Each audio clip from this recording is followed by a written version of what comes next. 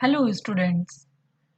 Child psychology का जो सबसे पहला टॉपिक है ग्रोथ एंड डेवलपमेंट, उसके बारे में आज हम पढ़ने जा रहे हैं। स्टूडेंट्स, हमने देखा है कि हमारी जो भी कॉम्पिटिशन्स एग्ज़ाम्स होते हैं, चाहे वो रीट का एग्ज़ाम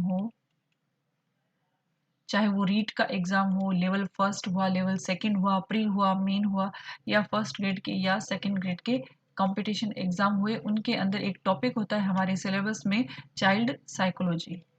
ठीक है, चाइल्ड साइकोलॉजी। इसके अंदर जो सबसे पहला टॉपिक आता है वह आता है ग्रोथ एंड डेवलपमेंट। ये जो टॉपिक है ग्रोथ एंड डेवलपमेंट काफ़ी सिमिलर से लगते हैं और ऐसा लगता है कि एक दूसरे के पर्यायवाची शब्द हैं, क्योंकि दोनों ही मानव में परिवर्तन, जो प्राणी होते हैं उसमें परिवर्तन से रिलेटेड होते हैं। डेवलपमेंट में भी परिवर्तन होता है, ग्रोथ में भी पहले की अवस्था में और धीरे धीरे परिवर्तन होता रहता है।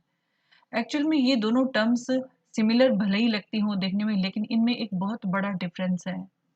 इसलिए हम समझेंगे आज के वीडियो में इस कंसेप्ट को क्लियरली, ताकि हम इसको डिफरेंशिएट कर सकें। इसके अलावा आज के वीडियो में हम पढ़ेंगे मैच्योरेशन के बारे में, और चाइल्ड साइकोलॉजी को हम एजुकेशन में क्यों पढ़ते हैं, क्या इम्पोर्टेंस है इसकी, इसके बारे में हम आज के वीडियो में स्टडी करने जा रहे हैं। इस कंसेप्ट को क्लियर करें इससे पहले हम देख लेते हैं कि किस प्रकार के क्वेश्चंस इस टॉपिक में से पूछे गए हैं, ताकि एक क्लैरिफिकेशन हमें मिल सके कि किस तरीके से हमें तैयारी करनी है। स्टूडेंट्स, ये पहला क्वेश्चन है हमारे सामने कि निम्न कथनों में से वृद्धि और विकास के बारे में कौन सा कथन सत्य है। पहला ऑप्शन है वृद्धि मनोवैज्ञानिक होती है और विकास भौतिक होता है। सेकंड है वृद्धि भौतिक होती है जबकि विकास मनोवैज्ञानिक होता है।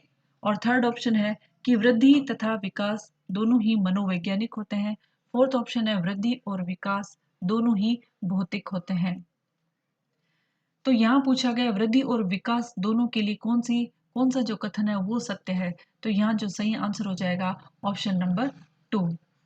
जो वृद्धि होती है भौतिक होती है, फिजिकल होती है, शारीरिक होती है, जिसे हम देख सकते हैं, जबकि विकास कैसा होता है, विकास मनोवैज्ञानिक होता है।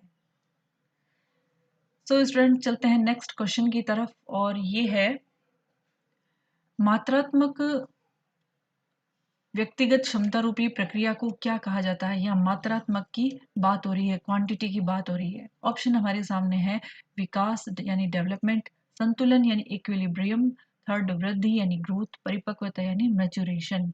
तो मात्रात्मक जो वृद्धि होती है, मात्रात्मक जो चेंजेस आते हैं वो किस में आते हैं, सिर्फ वृद्धि के अंदर आते हैं। तो यहाँ सही ऑप्शन हो जाएगा ग्रोथ, ऑप्शन थर्ड। डेवलपमेंट के अंदर हम सिर्फ मात्रात्मक की ही बात नहीं करते हैं, बल्कि हम गुणात्मक परिवर्तन, गुणात्मक वृद्धि की भी बात करते हैं। तो जब दोनों की बात आती है तब विकास होता है। विकास और वृद्धि साथ साथ चलते हैं तो ये संतुलन की अवस्था होती है। और परिपक्वता, मैच्योरेशन में ग्रोथ एंड डेवलपमेंट दोनों ही सम्मिलित स्टडी की जाती है, दोनों ही सम्मिलित रूप से प्राप्त किए जाते हैं डेवलपमेंट के दौरान या परिवर्तन के दौरान। स्टूडेंट्स, ये क्वेश्चंस थे और इनसे हमने समझने का प्रयास किया किस प्रकार के क्वेश्चंस इस टॉपिक में से बन सकते हैं। अब ये जो टॉपिक है अभिवृद्धि, तो अभिवृद्धि का जो टॉपिक है स्टूडेंट्स, इसको हम एक फ्रैंक की डेफिनेशन से समझने की कोशिश करते हैं। फ्रैंक महोदय ने कहा था कि जो अभिवृद्धि है यानी ग्रोथ, समृद्धि, इससे क्या तात्पर्य होता है, कोशिकाओं के अंदर होने वाली वृद्धि से होता है, जैसे लंबाई और भार में वृद्धि। जब कोशिकाओं के अंदर वृद्धि होती है, जैसे लंबाई है उसकी, और उसका वजन हो गया, उसकी आकार हो गया, उसमें जब वृद्धि होती है जिसे हम देख सकते हैं, यानी कि जो मूर्त होती है जिसे हम देख सकते हैं और जिसका मापन किया जा सकता है, उसे हम क्या कहते हैं, उसे हम अभिवृद्धि या ग्रोथ कहते हैं। अभिवृद्धि या ग्रोथ कहते हैं, यानी इसको नापा जा सकता है और तोला जा सकता है। शरीर के कोई भी अंग होते हैं, कोई भी अवयव होता है, उसका जब आकार में वृद्धि परिवर्तन होता है और वजन में परिवर्तन होता है, लंबाई में, चौड़ाई में परिवर्तन होता है, तो वह कहलाती है अभिवृद्धि।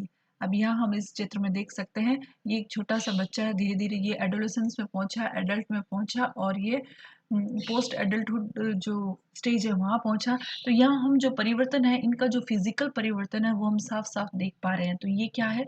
ये अभिवृद्धि है। ये शारीरिक तौर पर ही होती है। इसका एक ही डोमेन होता है फिज़िकल। तो स्टूडेंट्स, आई होप अभिवृद्धि के बारे में हमारा एक कंसेप्ट क्लियर हुआ है कि अभिवृद्धि क्या होती है और इस ये कितने डोमेन्स में होती है। नेक्स्ट हम चलते हैं डेवलपमेंट को समझने के लिए।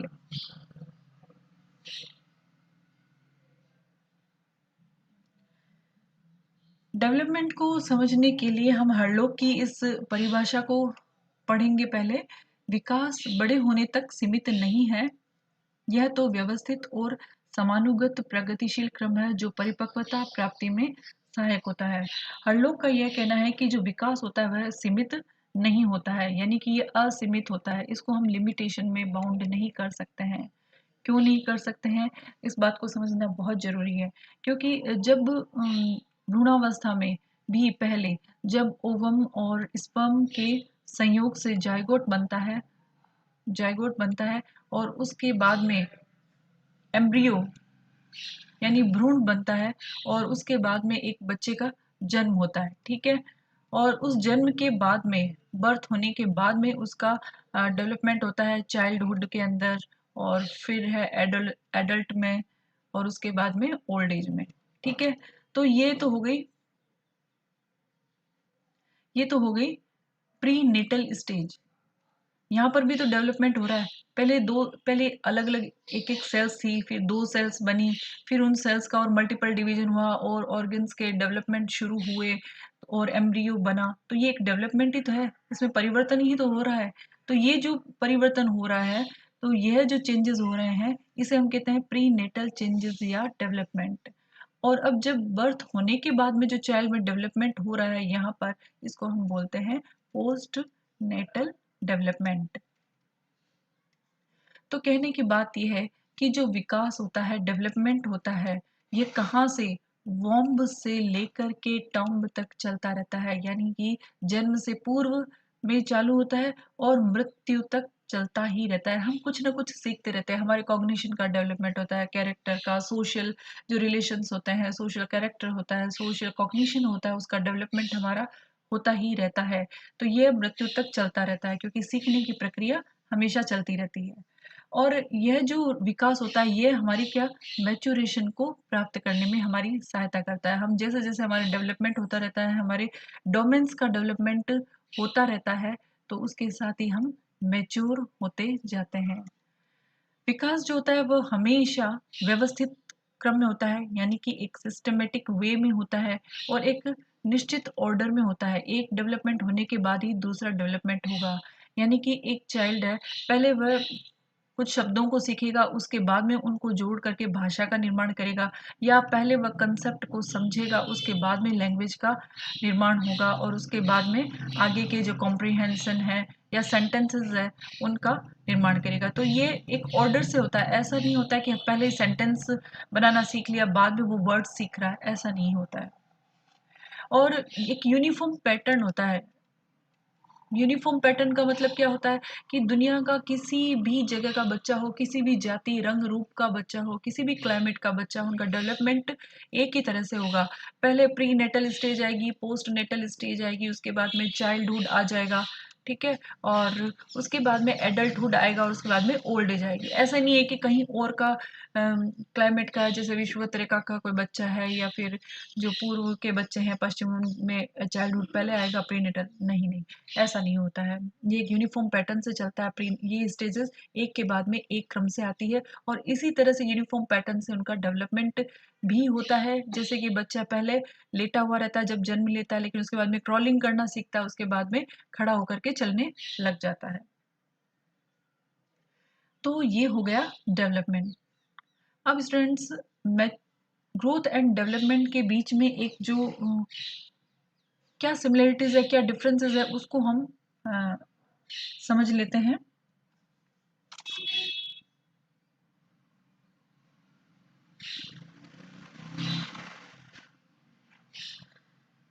सबसे पहली बात है कि जो ये विकास है, यानी कि जो डेवलपमेंट है, उसका ग्रोथ के साथ पे क्या रिलेशन है।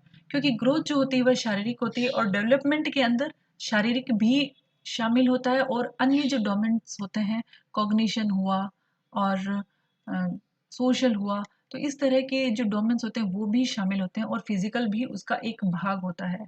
तो ये परिवर्तन तो होता ही है। तो इसका मतलब क्या है कि ग्रोथ और डेवलपमेंट है एक दूसरे के विरोधी नहीं है बल्कि एक दूसरे के पूरक होते हैं।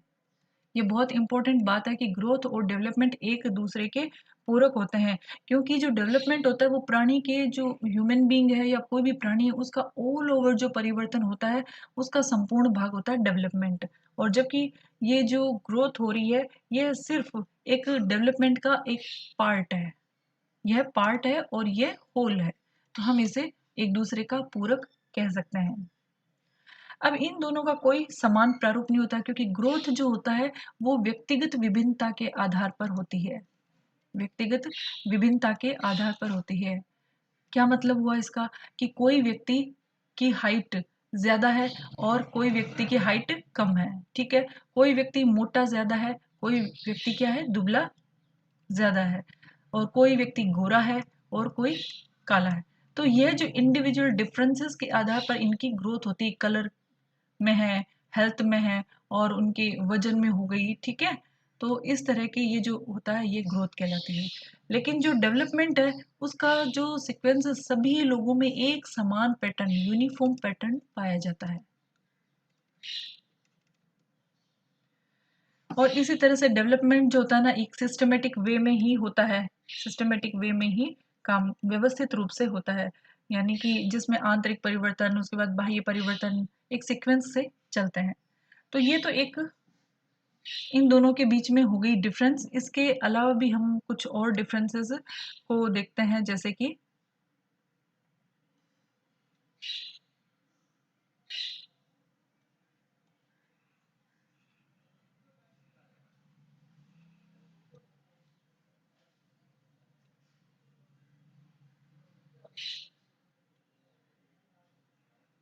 ग्रोथ एंड डेवलपमेंट से रिलेटेड काफ़ी क्वेश्चंस जो होते हैं एग्जाम में पूछे जाते हैं, तो इन्हीं क्वेश्चंस को हम यहाँ क्लियर करेंगे।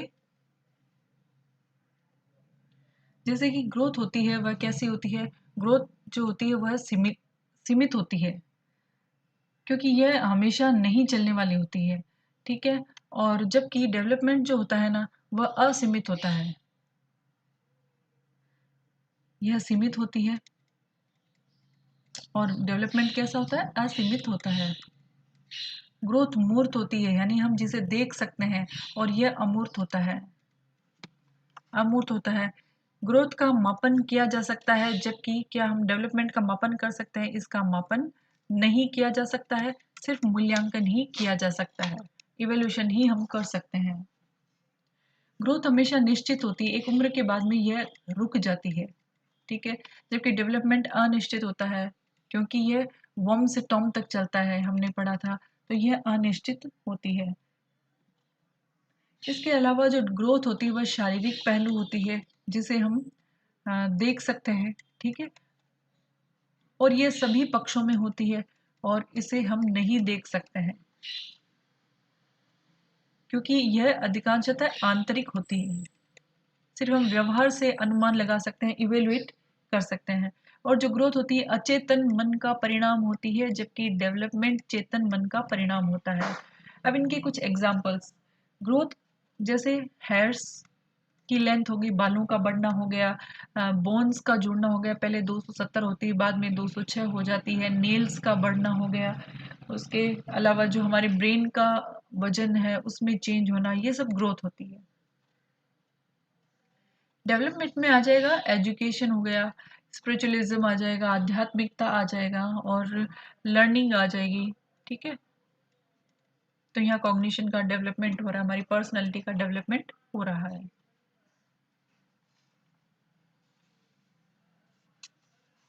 अब ये एक टॉपिक है कि मैच्योरेशन क्या होता है। इसको भी समझने के लिए पहले डेफिनेशन देखेंगे कि परिपक्वता का अर्थ अभिवृद्धि और विकास है, यानी कि अभिवृद्धि हो रही, विकास हो रहा है, इसका मतलब हम मैच्योर हो रहे हैं। ये किसने कहा था, ये कहा था बोरिंग ने कहा था। इसे हम एक एग्जाम्पल से समझने की कोशिश करते हैं। स्टूडेंट्स, हमने अपने आसपास कुत्ते के छोटे छोटे से पिल्ले देखे होंगे, ठीक है, पपीज देखे होंगे। तो जब वो जन्म लेते हैं तो उनकी आंखें बंद होती है, ठीक है, उनकी आंखें बंद होती है। लेकिन जैसे ही थोड़ा सा टाइम गुजरता है उनकी आंखें खुलने लग जाती है, ठीक है, ये पिल्ले की आंख। तो आंखें खुलने लग जाती है। तो इस क्यों खुलने लगी? क्योंकि जैसे ही उनका जो शरीर है वो मैच्योर हुआ, परिपक्व हुआ, पहले जब जन्म लिया फिर थोड़ा टाइम गुजरा तो यहाँ थोड़ी सी मेच्योरिटी आई, समय के साथ में उनके और ऑर्गन्स जो है थोड़े से डेवलपमेंट हुए, ग्रोथ भी हुई, उनकी डेवलपमेंट भी हुआ और उनकी आंखें खुलने लगी। तो यानी कि उन्होंने मेच्योरिटी प्राप्त की, आंखें परिपक्व हो गई, तो उनके व्यवहार में एक परिवर्तन आया। तो ये जो परिवर्तन होता है परिपक्वता का, यह जो होता है इस पर प्रजाति का प्रभाव पड़ता है, ठीक है। और यह प्रेरणा से प्रभावित नहीं होता। ऐसा नहीं है कि उसने आंख कब खोली जब वह मोटिवेटेड हुआ, अगर मोटिवेशन नहीं मिलता तो आंखें खुलती ही नहीं, ऐसा नहीं होता। प्रेरणा का कोई प्रभाव इस पर पड़ता ही नहीं है। वंश परंपरा से संबंधित होता है, क्या उसके जेनेटिक है, स्ट्रक्चर है, क्या डेवलपमेंट प्रोसीजर है, प्रोसेस क्या है, उसके अकॉर्डिंग यह परिपक्वता प्राप्त की जाती है। उसके जो ऑर्गन्स है, उसकी क्या स्ट्रक्चर, कितनी पावर है, उसके अकॉर्डिंग वह मैच्योरिटी प्राप्त करता है।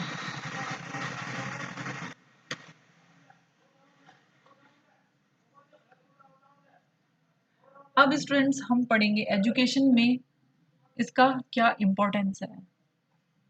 हम विकास के बारे में, ग्रोथ, डेवलपमेंट, चाइल्ड साइकोलॉजी के बारे में क्यों पढ़ते हैं, क्या इसका एजुकेशन में इम्पोर्टेंस है। इससे रिलेटेड बहुत सारे क्वेश्चंस पूछे भी जाते हैं क्योंकि हम टीचर्स के एग्जाम दे रहे होते हैं और ये एजुकेशन से रिलेटेड चीज़ें हैं।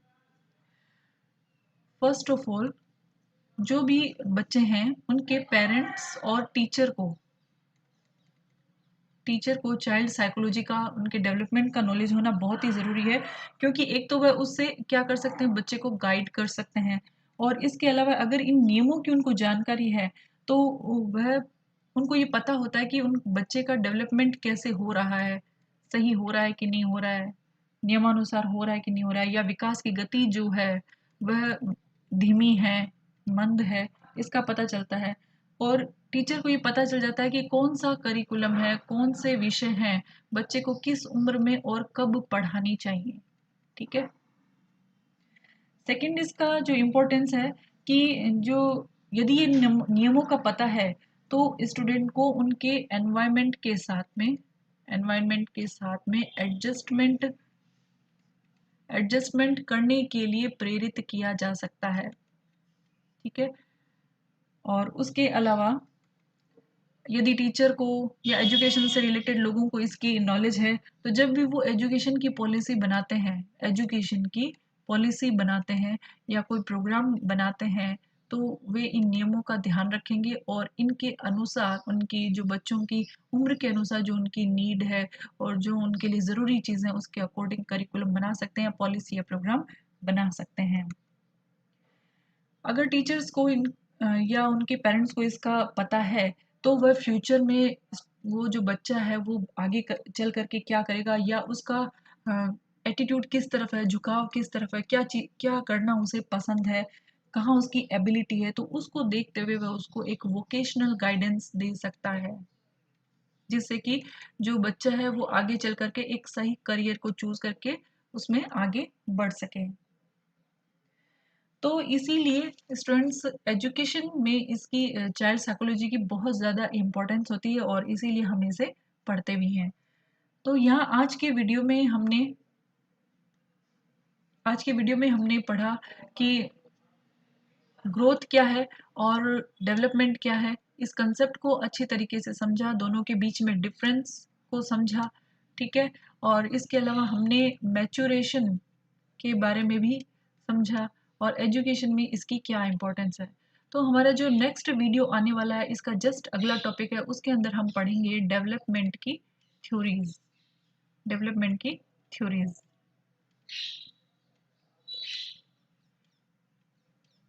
Till then, students, keep learning and keep watching excellent learning videos, and definitely share and comment if you like and subscribe this channel.